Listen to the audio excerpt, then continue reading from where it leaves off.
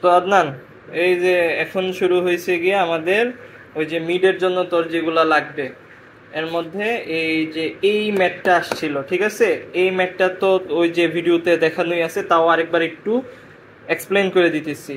যে ধর আমাদেরকে একটা ইকুয়েশন দিল যে এরকম, হ্যাঁ, এখানে পাই বা এখানে প্রফিট ধরে আর কি, পাইডারে ধরে প্রফিট, তো প্রফিটের ইকুয়েশন দিচ্ছে এইটা।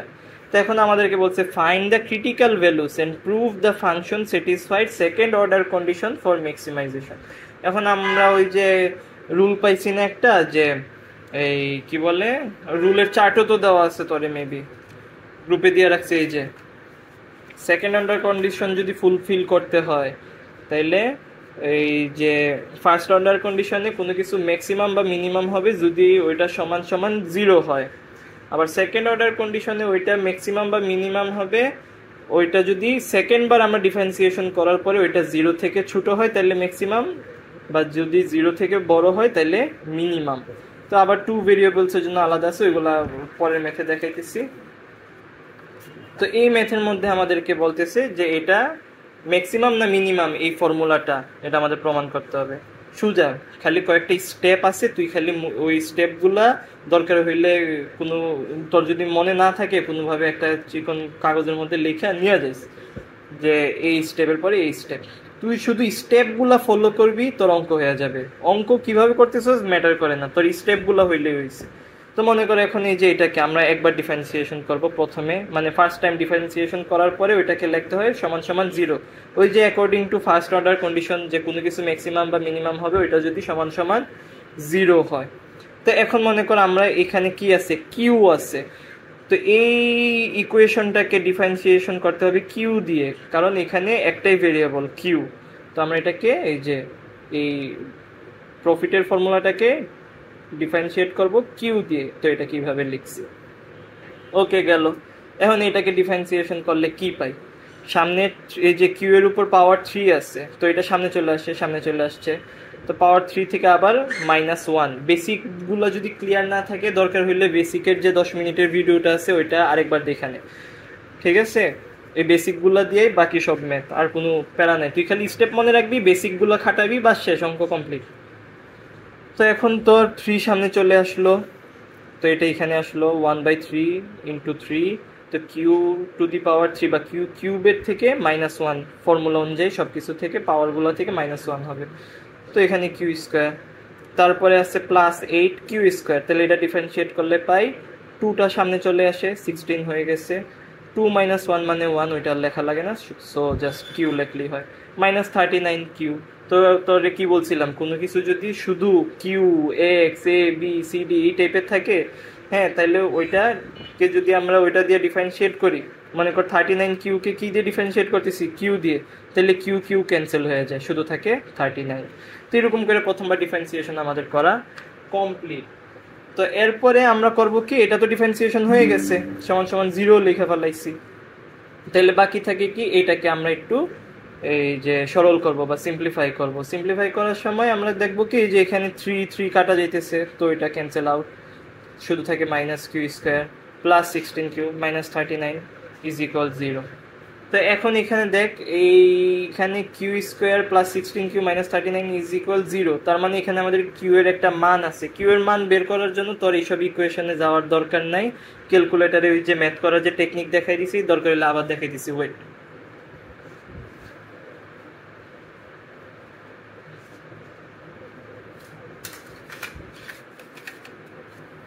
এই যে মনে কর কোনো একটা এটাকে তো আমরা ওই যে কাটাকাটি করার পর যা আছে ওইটা লিখলাম, ঠিক আছে? তো এখন আমরা এটাকে ক্যালকুলেটরে বসাবো। ক্যালকুলেটরে আমরা এই যে মোডে চাপ দিব, মোডে চাপ দিলে 5 এ গেলে ইকুয়েশন। এই ইকুয়েশনটা কিসের মতো, a x square plus B x plus c, সবসময় এই টাইপের ইকুয়েশনই পাবে, এই যে a x square plus B x plus c. তো এটা হচ্ছে আমাদের 3 নাম্বার, এটা মুখস্থ রাখবি, এই যে 3 নাম্বার ইকুয়েশন, ঠিক আছে? এটাতে গেলাম। তো এখন কিউ এর মান কত, -1 বসাবো। এরপরেরটা কত, সরি কিউ এর মান তো -1 না,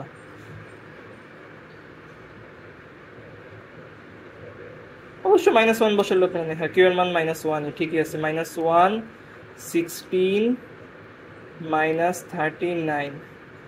তাহলে আমাদের কিউ এর মান আসতেছে, প্রথমটা আসতেছে 13, এরপরটা আসতেছে 3, এটা ডাইরেক্ট এই মাঝখানে লাইনগুলো লেখা দরকার নেই, ডাইরেক্ট এখানে এই ফর্মুলা ইউজ করে ডাইরেক্ট এটা বসাই দিবি।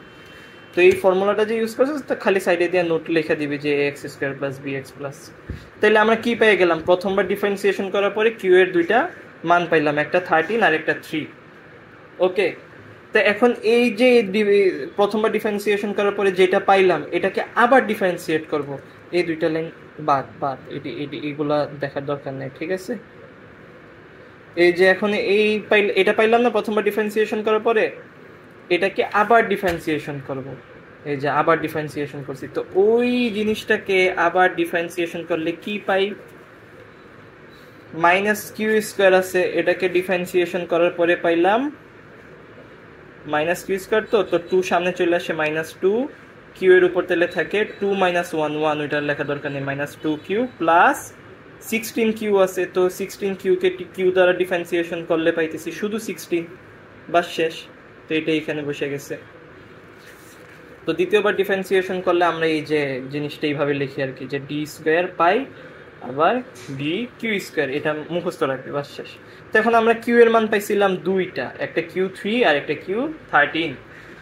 তো এখন আমরা দেখব কোনটা দিলে কোন কিউ এর মানটা ইউজ করলে আমাদের ভ্যালু যেটা আসে ওইটা ম্যাক্সিমাম বা মিনিমাম আসে। তো এখন এই যে দ্বিতীয়বার ডিফারেন্সিয়েশন করার পর যেটা পাইলাম এটার মধ্যে কিউ এর মান একবার 3 বসাবো, একবার 13 বসাবো। একবার 3 বসায় দেখতেছি এটা আসতেছে 10, আর একবার 13 বসায় দেখতেছি এটার মান আসতেছে -2 × 13 মানে -26 প্লাস 16 -10 আসতেছে। তাইলে -10 0 থেকে ছোট, হুইচ ইজ ম্যাক্সিমাম রুল অনুযায়ী, ওই যে রুলের যে চারটা দিচ্ছে ওইটা দেখিস ওইখানে, এটা ওইটা অনুযায়ী যে আমাদের এখন এটা 0 থেকে যেহেতু ছোট তার মানে আমাদের Q13 হয়েছে ম্যাক্সিমাম। আবার যদি Q3 নেই তাহলে ওইটা আসে মিনিমাম, কারণ এটা 10 0 থেকে বড়। তো এখন আমাদের প্রশ্ন জানতে চাইছে that prove the function satisfy SOC বা second order condition for maximisation. এখন আমরা ম্যাক্সিমাম যেটা সেটা নিব, তো ম্যাক্সিমাম হচ্ছে 13। So Q13 satisfied the second order condition for the maximization of this equation, বা শেষ Q13 is the answer। এখন এরপরে হয়েছে গিয়া যে Q13 এর মান, তো এই যে মেইন যে ইকুয়েশন, এই যে প্রশ্নের মধ্যে যে ইকুয়েশন দিছে এটার মধ্যে বসানোর পরে দেখবি টোটাল প্রফিট কত আসে। টোটাল প্রফিট আসে ওই যে এখানে জাস্ট মানগুলা বসায় দাও, 13 বসায় দাও আর কি, কিউ এর জায়গায় 13 বসায় দিয়া প্রফিট পাইছি $62.27, আর কিউ এর মান তো জানি 13 ইউনিট, বা শেষ, এটুকু আর কিছু না। এরপরে গিয়া হইছে সেকেন্ড যে আমাদের ওই যে 6, এটা ছিল 5 নাম্বার এই যে অ্যাসাইনমেন্টের যে ম্যাথটা করছি ওইটা ছিল, এটা সরি এটা আলাদা করে আসছিল, এটা মিডে আসছিল যেটা এই মাত্র দেখাইলাম। এখন 5 আর 6 যে ম্যাথগুলো দিছিল ওইটা দেখাইতেছি। ওকে, 5 নাম্বারের ম্যাথে কি হয়েছে তোরে আমি খাতায় কইরা দেখাই। এখন 5 নাম্বারের ম্যাথটা দ্বারা আমি একটু বের করি। হ্যাঁ, তো এখন এখানে এটা আমাদের ওই যে অ্যাসাইনমেন্টের 5 নাম্বার ম্যাথ। তো এখানে z ইজ ইকুয়াল বলছে 3x² + 2y² - xy - 4x - 7y + 12। এখন আমাদেরকে প্রশ্নে বলছে 5 নাম্বারটার বেলায় যে গিভেন দ্য ফাংশন, এটা লিখলাম find the extreme values. Extreme values বলতে x আর y এর মান, এখানে দেখ দুইটা ভেরিয়েবল x আর y, তো এই x আর y এর মান বের করতে হবে। Okay, determine whether the function is at maximum or minimum. এখন এই ফাংশনটা ম্যাক্সিমাম না মিনিমাম এটা প্রুফ করতে হবে, বাস শেষ, আর কিছু না। তাইলে আমরা কি করব, তো যাই সলিউশনে যাই। ইজি জিনিস, তুই খালি স্টেপগুলা মাথায় রাখবি, বাকি জিনিস তোর জন্য একদম সোজা, তুই পারস। তাইলে আমরা এখন এখানে দেখ দুইটা ভেরিয়েবল আছে, তাহলে এই পুরাটাকে এক্স দিয়ে আমরা করতে পারবো না, পুরাটাকে ওয়াই দিয়ে করতে পারবো না, দুইটাকে আলাদা আলাদা একবার এক্স দিয়ে একবার ওয়াই দিয়ে ডিফারেন্সিয়েট করতে হবে। তো আমরা এখানে লিখছি যে we partially differentiate the equation 1, differentiate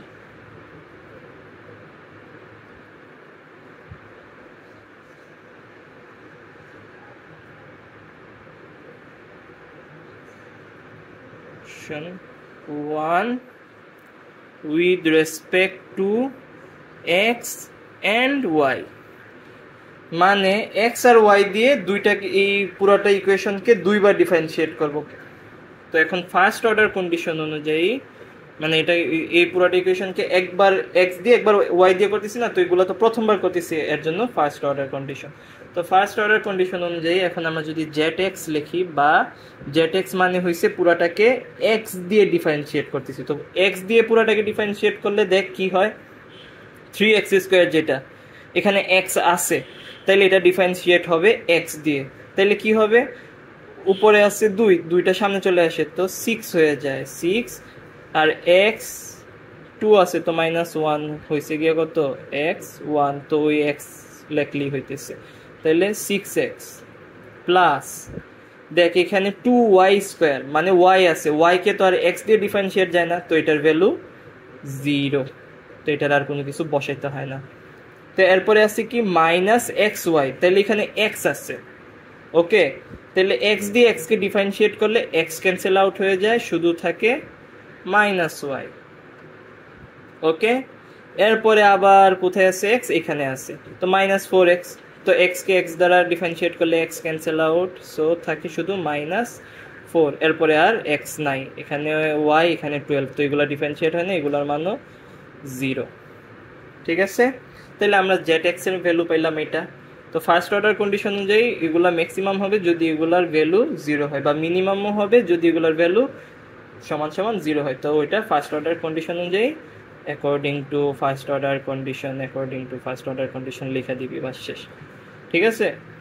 তো জেড ওয়াইটা এবার করি সেম ভাবে, আমি এটা তোরা এখন বলবো না, তুই সেম রুল অনুযায়ী তুই ওয়াইটা ডিফারেন্সিয়েট করবি, আমি এমনি চুপচাপ লেখা দিতেছি, তুই নিজে নিজে এটা করার ট্রাই করবি।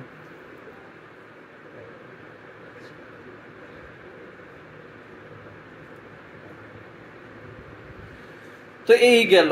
তো এখন আমরা কি পাইলাম, জেড এক্স পাইলাম, জেড ওয়াই পাইলাম। তো এখন দেখ এখানে আমাদের জন্য ইকুয়েশনটা সিম্পলিফাইড হয়ে গেছে।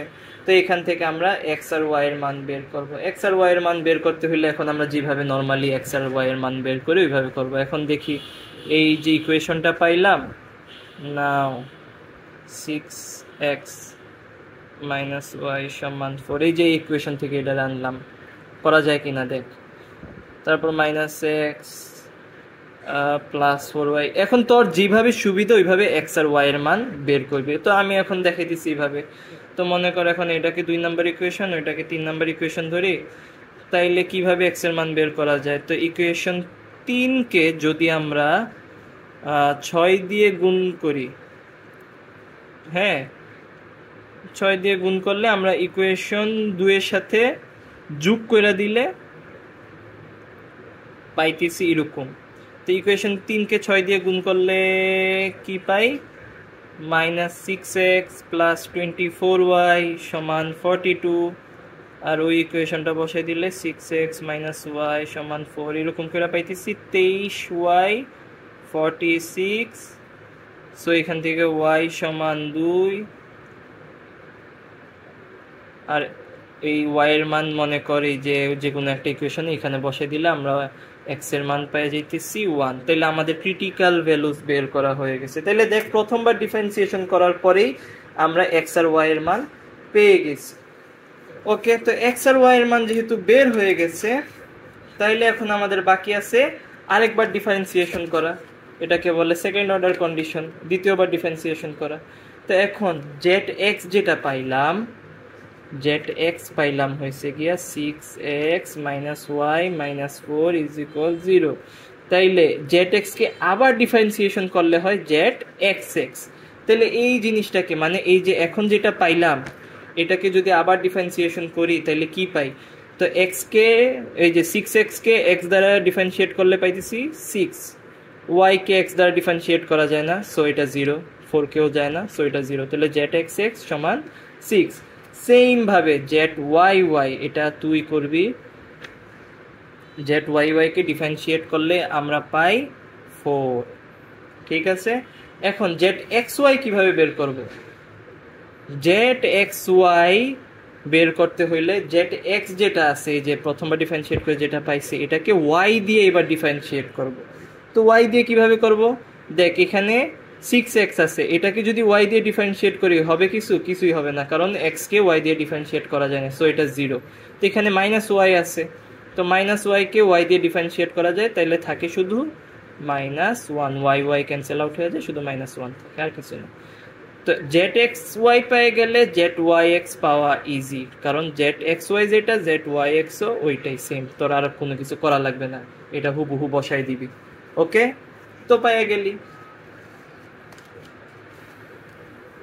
তাইলে এখন আমরা জানি ওই যে আমাদের যে একটা ওই যে চার্ট আছে ওইটা আমি গ্রুপে দিয়ে রাখছি, তুই এটা চোখের সামনে রাখবি সব সময়। এই যে, তো এখন আমাদেরকে বলছে যে এই ইকুয়েশনটা ম্যাক্সিমাম না মিনিমাম প্রুফ করতে। তাহলে এখন আমরা যেই ম্যাথটা করলাম এটাতে কয় ভেরিয়েবল? দুই ভেরিয়েবলের হইলে আমাদের এই যে ওইটা কি second order condition. Second order condition অনুযায়ী জেড এক্স এক্স যদি 0 থেকে ছোট হয় এবং জেড ওয়াই ওয়াই যদি 0 থেকে ছোট হয় তাহলে ইকুয়েশনটা ম্যাক্সিমাম, আবার মিনিমাম হবে এর উল্টাটা হইলে। তো এখন দেখ আমাদের জেড এক্স এক্স সমান 6 which is greater than 0, zy is 4 which is greater than 0। তাইলে পুরাটা ফাংশন কি 0 থেকে বড় হইলে মিনিমাম, এটাই আমাদের answer. So the function is minimum according to the second order condition. Second order মানে দুইবার ডিফারেন্সিয়েট করার পরে যেটা পাই এটুকুই হিসাব, ঠিক আছে। তো এই সিস্টেম অনুযায়ী তুই এই করবি, 5-6 করে ফেলবি। ওকে।